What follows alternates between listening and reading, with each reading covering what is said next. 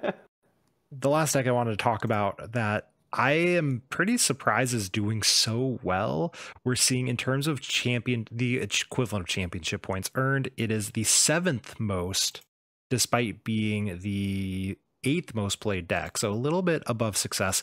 We have the Great Tusk Mill, which is a deck that I'm incredibly unexcited to play against. I'm an avid mill hater. I don't enjoy the archetype at all. Leave your angry comments in the YouTube comments. The attack round collapse, discard the top card of your opponent's deck. If you played an ancient supported card from your hand during this turn, discard 3 more cards. So it can do 4 as a 140 HP basic Pokemon, which is very good because you attach an ancient booster capsule. You now have a 200 HP Pokemon that can mill 4 cards per turn, assuming you can chain Sadas. You can't, but you're able to mill 1, you're able to Sada mill 4 every once in a while. You're able to hand trimmer, so they can't just sit there with a gigantic hand, so you're milling cards there. You know, you go, okay, draw, 20 card hand, Iono it all back. You're like, and you're like, all right, hand trimmer. And you're like, oh no, I have to discard until I only have 5 cards left. So that 20 card hand, you milled 15 right there, right? So this seems, I'm afraid to say powerful, but this seems like it might actually just be a powerful deck.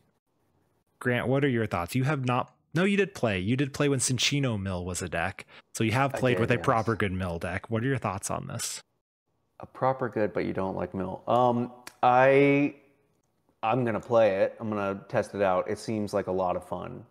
They've given you so many tools to play with right now. One, like you said, you don't need to chain the Sadas, because you have another ancient supporter now with the Explorer. Wait, is that an ancient supporter? Yeah. Oh, this deck even got better than I thought. Yeah. Well, wait. Let me keep going here. No, I'm already crying. It's over. Yeah. So there's another supporter, Eerie, maybe I think it's called. So you talked about building up a big hand.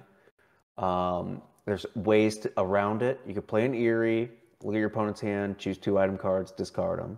That's pretty good. I think that'll be in most of the control packages. You said it earlier, hand trimmer. So normally the way around things, you build up a big hand, you'll Iono them back into the hand. Well, not if you clipper it. Yeah.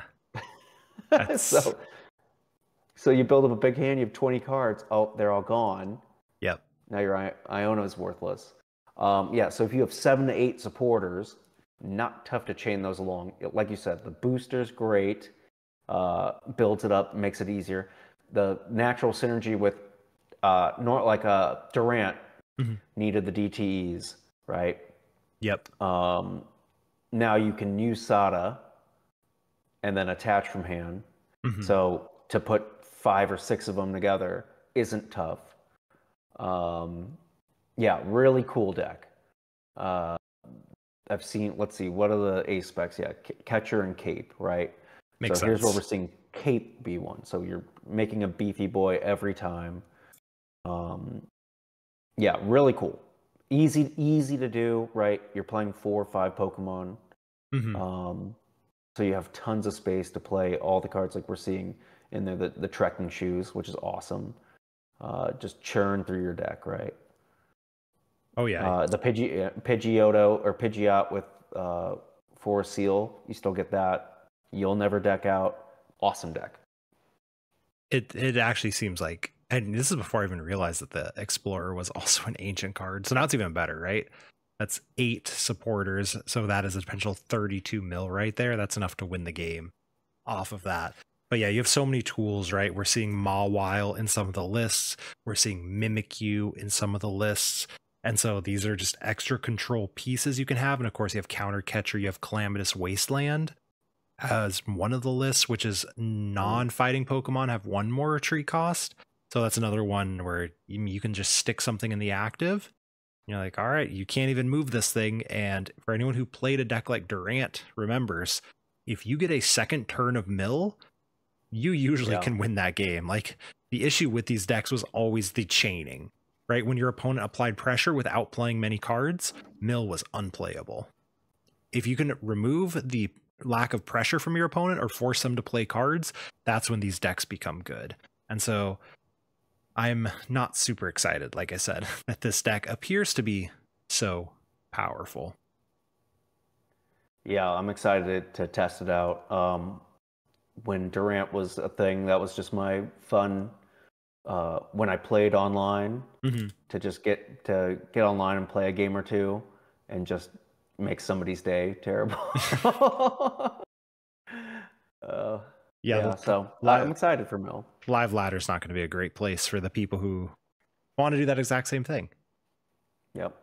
So yeah, that's a general rundown of these first couple weeks. Obviously, we have not played the format, but we've played enough Pokemon that we can kind of look at these lists and give our opinions on them. If you would like to do some of your own research or into that third week, the websites linked below will both keep updating every single week. They're really good at it. Highly recommend them for Japanese lists. Grant, where can the people find you if they want more from you? You can find me on Twitter at RealBooCK. We're getting close to 400. I don't know.